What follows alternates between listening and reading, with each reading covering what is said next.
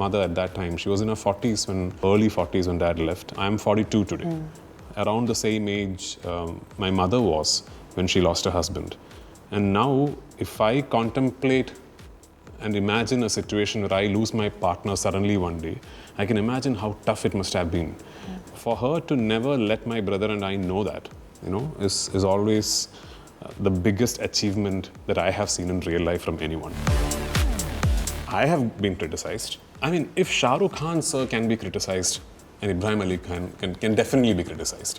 If Mammootty sir and Mohanlal sir can be criticized, Prithviraj can definitely be criticized. So that's never going to stop. We know each other from childhood because we are both nepo kids, so to speak.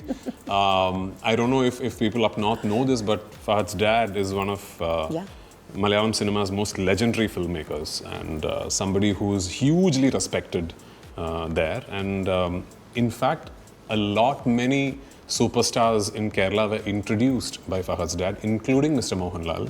He also introduced me. During my childhood days, my home, we had this really big library that later we donated to my brother's college. And the kind of eclectic collections that my dad used to have. So all those are the memories that I have grown up with. And then I also have memories of such a well-read, such an accomplished man, letting the woman be the center of power at home, letting her be the decision maker. In a lot of ways, I'm an accidental actor as well, like I'm an accidental director, because I never wanted to be an actor. I didn't grow up wanting to be an actor. In that way, I was very privileged because my first opportunity was handed to me. When you see Sarzameen, you will know that in terms of a debut, this is actually one of the most interesting debuts that you would see because it's very unlike a normal debut. A debut that you would attribute to someone like Ibrahim Ali Khan in Bollywood. A star kid. So that way I was very impressed that even he thought this should be my first film. When did I exactly fall in love with it? I don't know. And I think it's magical that I don't know. If you ask me when did I fall in love with my wife, I don't know. But I will always hopefully be somebody who is uncomfortable living a lie. I'll always hopefully be someone for who the easier option is to be true to himself and stand by what he believes.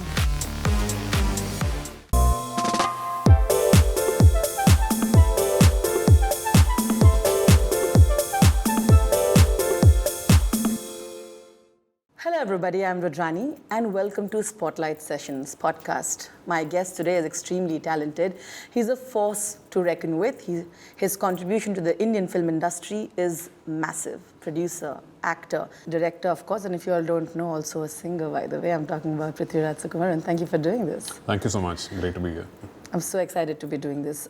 You are a force to reckon with, besides the various hats that you clearly don. I know you come from a family where they're actors. They've worked in the industry. They've seen everything. Does that help when you see them having those conversations when you're growing up? When you see the kind of content that they want to do, is that a part of how you look at films and the world around you? I did not grow up in a very filmy household. I know it sounds a bit like an oxymoron, given that my dad was an actor. And my mother is an actress, but my brother and myself, we were not exposed to that side of life a lot. In fact, a lot of stuff about my dad as an actor, I discovered much later when I started doing cinema. So no, cinema is not something that we speak about a lot at home. So the answer would be no. I, in a lot of ways, am an accidental actor as well, like I'm an accidental director, because I never wanted to be an actor. I didn't grow up wanting to be an actor. In that way, I was very privileged because my first opportunity was handed to me. And I did that like a summer job across one summer vacation when I was in university. And, that film went on to become a huge success. And then I started enjoying what I'm doing. And that's how the whole acting career spanned out for me. So, for me, no, nothing about cinema is based on what I grew up with or what I saw or heard growing up. It's all something that happened at a much later stage of my life. And given how it's gone over the last 25 years or so, I'm glad that it did because I don't think there would be anything else in the world that I would rather be doing than cinema. I know I'm romanticizing this, but was there a moment that you remember when you knew that you fell in love with movies? It can be a film, it can be a moment. This is going to sound a bit shallow, but actually what really made me fall in love with cinema is the success. And when I say the success, what I mean is the realization of how powerful the medium is. I think it was my fourth or fifth film. It's a film called Vellithira, directed by Bhadran sir and produced by Goodnight Mohan sir. And it was one of those really big opportunities for me as a young actor, because one of the leading, most respected filmmakers making this big ticket commercial entertainer with this young hero as a main lead. And I remember the day that film released, another filmmaker called Jairaj sir, national award winning filmmaker, wonderful filmmaker who I later had the opportunity to work with. I was staying in a hotel that during those days, and my hotel room, I did not know actually my hotel room looked out to the big theatre that this film had just released in Cochin, because my curtains were all shut. And I remember Jairaj sir coming in and asking me, "Do you know what has happened today?" I said, "What?" So he came and he opened the curtains and he showed me, look. And that's when I saw this huge crowd, spilling all the way into the main roads in MG Road in Cochin. And I think that sort of did something. Something happened inside of me where I realized, my God, I mean, this is the kind of power this medium has, and this is the kind of influence I could wield if I'm honest with my craft. That's one incident I remember. Where did I, or when did I exactly fall in love with it? I don't know. And I think it's magical that I don't know. If you ask me when did I fall in love with my wife, I don't know. So yeah. Maybe consciously you're not sort of aware of that situation, right? But yeah, I mean, if it actually is pure organic love, I don't think it happens in that one moment. I don't think this cinematic representation of that light bulb going on happens in real life. This is actually kind of true, though. All those lyrics in that songs are a little, I think, wrong sometimes. You're right. If it's pure magic, you might not be able to pinpoint. You probably realize it's happened after it has happened. That's so, yeah. Because you said this, I want to understand. A lot of your films, you kind of do films that kind of want to say something and also become successful. You kind of figured out how to do it. A lot of them also call you a very smart businessman, whereas you have always said, a lot of them call you that, but you've always said that I am not looking at the box office. That's not what drives me towards movies. But when there are a lot of people saying that, because they've seen that you're being able to tell what you actually want to tell through your film also, some really core issues, it works. So I want to say, do you think you're a smart businessman? The perception seems to be that. And how do you explain this? Why is it so important for you that it just can't be mass? There has to be something more than that. I was having this conversation with Dinesh Vijan actually a couple of days back, and both of us sort of spoke to each other, and we had the same thing to say to each other, that the smartness in business as far as cinema is concerned is a realization that it is not a business and it can never be. Yeah, I mean, you be judicious about what projects you select and how much money you want to spend on what you're doing and all that. But the real trick is in the stark realization that money is only a byproduct. Cinema is something where as you create something, you cannot be thinking of it. You cannot be thinking of your BTLs and ATLs and all that. You can just honestly select a script and make it the best possible way you can. And you will go wrong multiple times. You will go wrong. If you're lucky, you'll land at a safe place. But as far as cinema is concerned, money is always a byproduct. It should never be, and it can never be your end goal, So if I'm a smart businessman, then it is because I've realized that at a very young age. Does that mean I will not go wrong? Not at all. I'll go wrong. And why do I go wrong? Because I keep trying. I want to do different stuff, and I hope, I find success in between all this. So no, I don't analyze it as much as you make it out to be.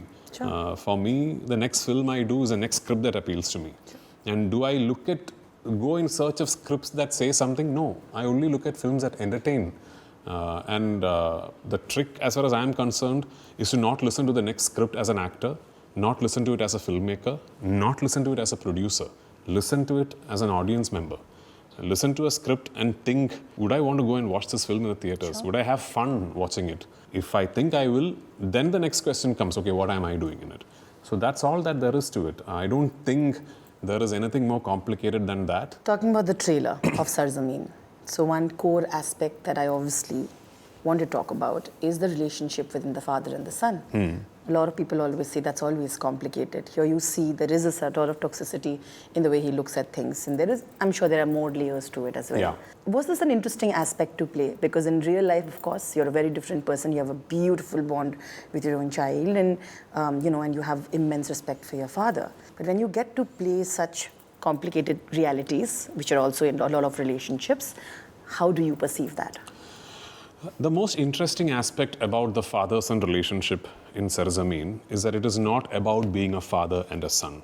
It's about two men who are both trying to cope with generational trauma.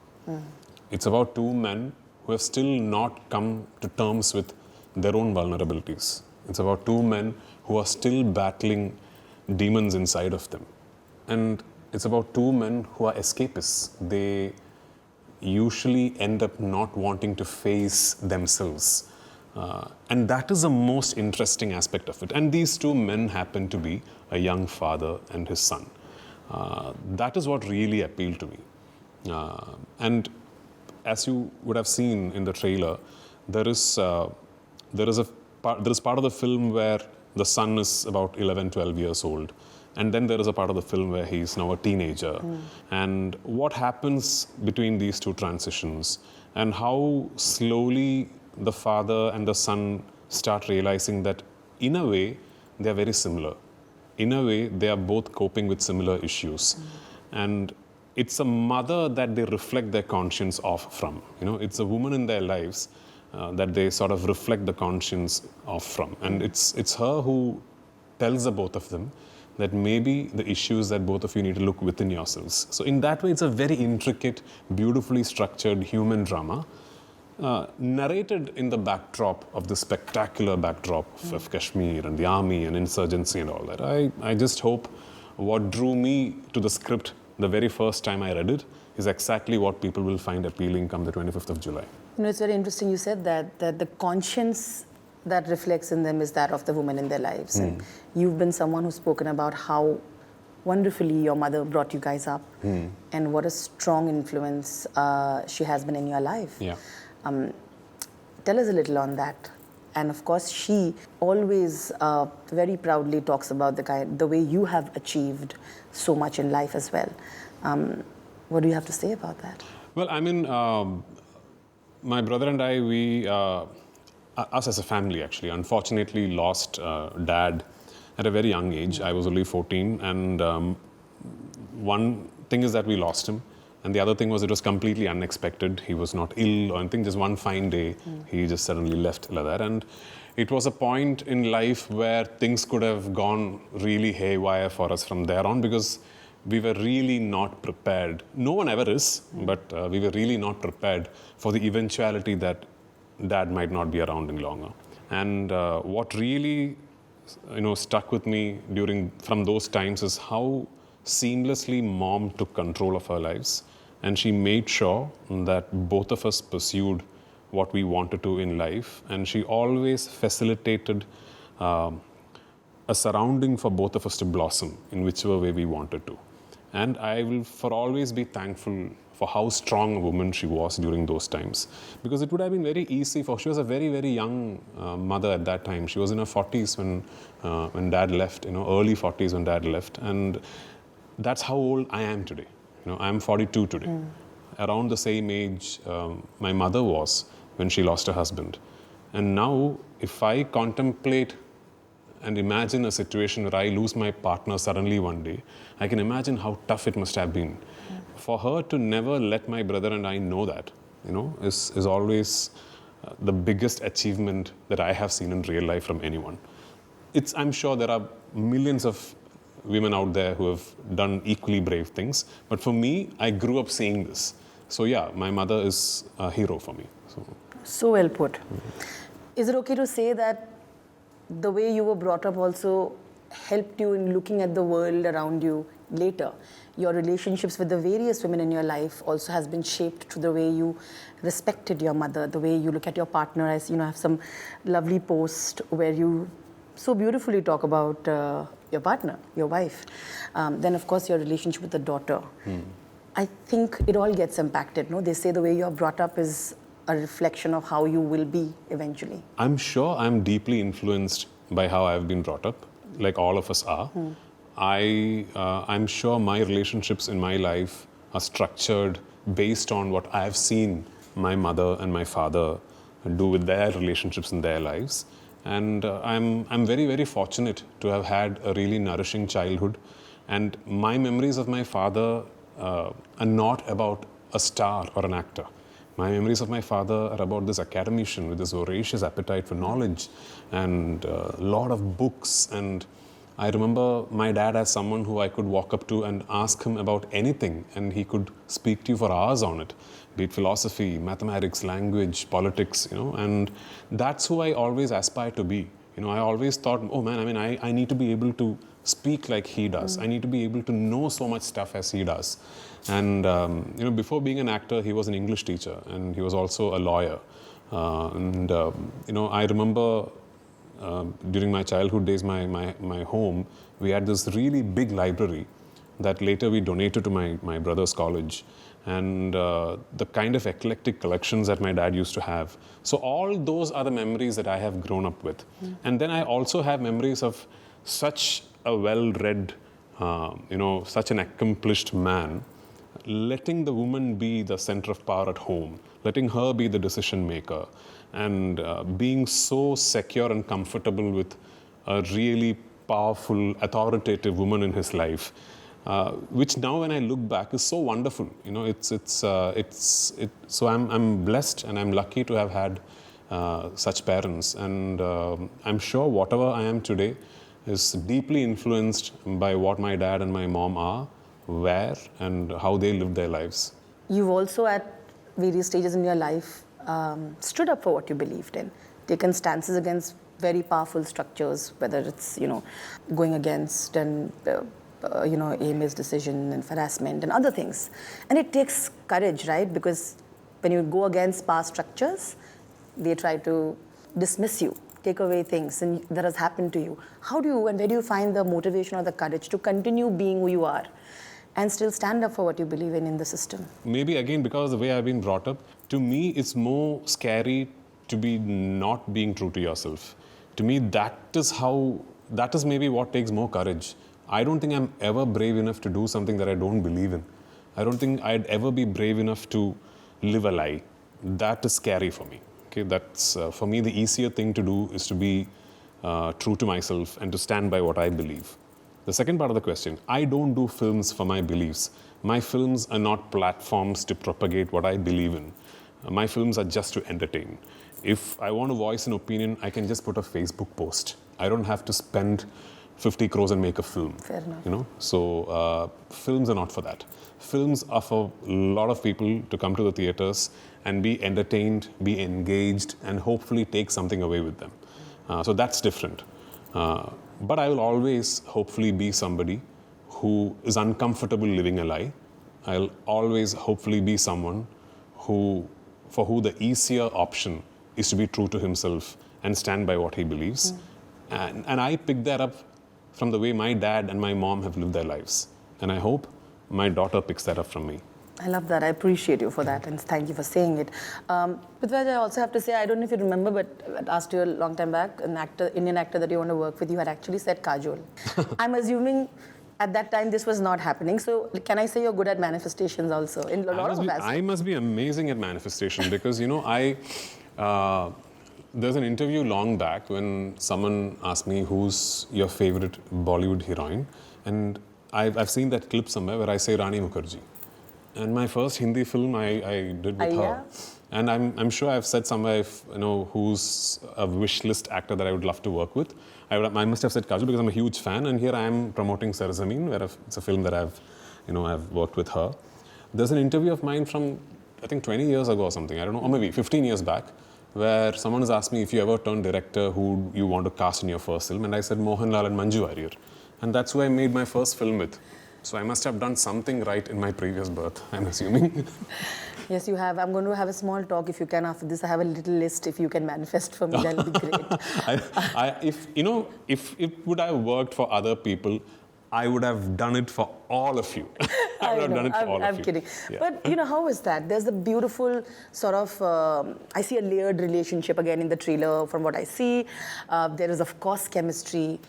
I want to know about that. And both working with Ibrahim and with Kajol. And then, of course, we'll talk about Kareena. So, like you said, Kajol is just a wonderful, wonderful actor. When I first read the script of Sarzameen, none of these actors had been cast. As far as I know, I was the first actor to which the script was pitched. At least when I was cast in the film, none of the other characters had been cast. And, we were all, Karan, myself, Kayose, we were all talking about who would do which role. Then we were throwing options and all that. And then Kajol's name came, and I'm like, oh my God, if this happens, it'll be amazing. And I remember the day Kayose went to narrate to Kajol, I was in Algeria. I was shooting a film in Algeria, and I told him, message me as soon as you finish the narration. And he finished the narration, and he messaged me saying, I don't know, sir. I don't know, maybe not. And that evening, he said, sir, Karan just called. Kajol apparently loved the script, and she wants to do it. And that sort of was like a huge day for all of us as a team. And regarding Iggy, with Ibrahim, so I don't know if you know, but this is actually his first film. Yeah. And when Kayose told me Karan was thinking if he would be a good option, all the pictures I had of him were like of his social media accounts and all that, because he had not done a film then. One thing I knew as a filmmaker is that, my God, the camera loves this boy. He looks amazing on camera. And if he is somebody who has that actor in him, this would be a wonderful debut. When you see Sarzameen, you will know that in terms of a debut, this is actually one of the most interesting debuts that you would see, because it's very unlike a normal debut. A debut that you would attribute to someone like Ibrahim Ali Khan in like Bollywood. A star kid. Yeah. So that way I was very impressed that even he thought this should be my first film. And I was witness to the process of Ibrahim imbibing the character leading up to the shoot, and he really, really worked hard for this film. I know that the last day of shoot, I had a chat with him and I told him, I'm very proud of you for the kind of effort you've put in for this film. But one thing I want you to know is that it's not going to get any easier. So one thing I never want you to lose sight of is that for every film you do, you will have to put in this much effort. And if you do, I think he's got the potential to go places, because I really like what he's done in the film. And like I said, I think he's meant for the camera. Did you get a little bothered with the kind of trolling he faced when the acting debut didn't work for him in that way? No, because I have been criticized. If Shah Rukh Khan sir can be criticized, and Ibrahim Ali Khan can definitely be criticized. If Mammootty sir and Mohanlal sir can be criticized, Prithviraj can definitely be criticized. So that's never going to stop. And one thing I'd like Ibrahim to realize is, let's assume that 25th Sarzameen releases and it's a blockbuster. Is the criticism going to stop? No. It'll only temporarily stop. The next time the audience does not like something you have done, they'll again criticize you. Yeah. But that's okay, because as overwhelming as the criticism might seem, equally overwhelming will the love be when you get it right. Yeah. And that's what this medium is about. So as long as you have that perspective of it, it's fine. It's killing me that I have to ask my absolute in a minute to wrap this interview. So I'm going to put multiple things so that you help me in it. I of course want to know about Kareena, because I think the world is just so excited that you see two great actors come together and collaborate. So little on that. We would love to know about little on Narsimha, because since that was out, I'm like, we'd like to know about that a little bit too. Yeah. And there are a few more announcements that you made. So if you could please, so that... Well, Daayra is a script that I'm very, very excited about. I think Meghna has got a wonderful film on paper, and given her skill and craft as a filmmaker, I'm really counting on that being a cracker of a feature film. And most of all, the excitement is palpable for me because Kareena is doing the other character. and the film is very much about these two characters. I'm not going to tell you anything more about the film because it is, I'm not too sure it's what you're expecting, but that is what is so exciting about it for me. And you know, it's one of those scripts that you read and then you just can't let go. And I'm so thankful that Meghna thought of me for that role. And I'm really looking forward to that film going on floors. Narasimha is a production of my longtime associates, Hombale Films. It is an animation film, and you know, it's actually part of a long series of films that they want to make, and it's a privilege to be able to give a platform for that film in Kerala. And then, yeah, I'm also shooting a Malayalam film right now, and then I'm also, you know, I think by now everyone knows that I'm shooting for Rajamouli sir's film. So yeah. Exactly. Yeah. And that must be really exciting because that's massive. Is there anything else you can tell us about that? It's an SS Rajamouli film. So we can't, that's it. Yeah. But we're excited. Congratulations. Like I said, all of your films are so exciting from the ones that we've just discussed, and we're wishing you all the best. Thank you so much. There's one picture of you and Fahadh Faasil, which I'm going to put up on the screen right now. And a lot of people have said that I want to see the collaboration happening again. And there's a beautiful post that you put with him in your Instagram, just like about wishing him and, you know, so that gives us hope. And you're born with Fahadh. We can end on that. I mean, we know each other from childhood because we are both nepo kids, so to speak. I don't know if people up north know this, but Fahad's dad is one of Malayalam cinema's most legendary filmmakers, and somebody who is hugely respected there. And in fact, many superstars in Kerala were introduced by Fahad's dad, including Mr. Mohanlal. You know, in a way, he also introduced me because my first film was not his. But when he met me when I was in my 12th standard, I think, after a long time, so he was seeing me after a while, and he suddenly told me, "Oh, you've grown so tall, you're like a big guy now." And he called my mom and said, "I want to do a test shoot with him." He didn't tell me for what film or something. And he actually did a test shoot with me.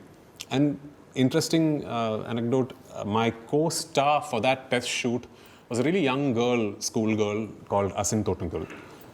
So, yeah, we did a test shoot together at Fazil sir's house in Alleppey. And then he finished the test shoot and he told me, "You know what, I think you should do action films. You're cut out for action films." I said, "Okay." And he later recommended me to Ranjit sir, which then eventually became my debut film. And the test shoot I did was for a film, which later became Fahad's debut film. What? So, yeah. Oh my God, that's so interesting. Yeah, so yeah, I mean, we've known each other for a long time.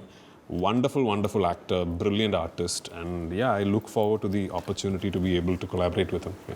We're all praying. We're manifesting it, which I think if you are saying it, then you are. So that can happen. That'll be really exciting. But thank you so much, Prithviraj, for being who you are. And thank you for giving us the kind of movies that you do. And we are cheering for you always. Thank you so much. Thank you.